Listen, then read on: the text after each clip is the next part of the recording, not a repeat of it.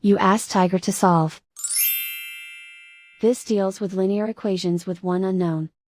The final result is x equals 5. Let's solve it step by step. Group all constants on the right side of the equation.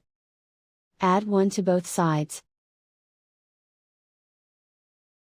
Simplify the arithmetic.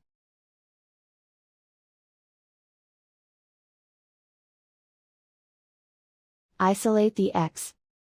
Divide both sides by 4. Simplify the fraction. Find the greatest common factor of the numerator and denominator. Factor out and cancel the greatest common factor. And so the final result is x equals 5.